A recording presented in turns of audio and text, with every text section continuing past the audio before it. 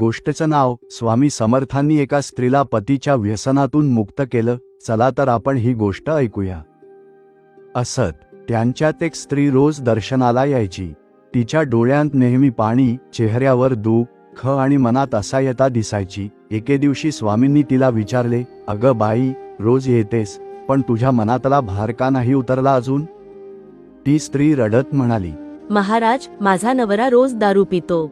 घराचं काही पाहत नाही. मी खूप सांगितलं पण तो ऐकत नाही. घर उद्ध्वस्त होतंय महाराज, काहीतरी उपाय करा. स्वामी समर्थ हसले.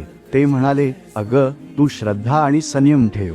उद्यापासून त्याचं व्यसन निघून जाईल. फक्त आज रात्री तुला स्वामीचं नाव घेत झोपायचं आहे. त्या स्त्रीने नम्रपणे नमस्कार केला आणि घरी गेली.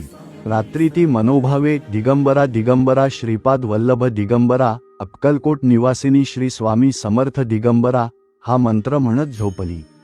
दुसऱ्या दिवशी सकाळी तिचा नवरा नेहमीप्रमाणे दारू प्यायला गेला. पण आश्चर्य म्हणजे त्याला दारूचा वास सहन झाला नाही.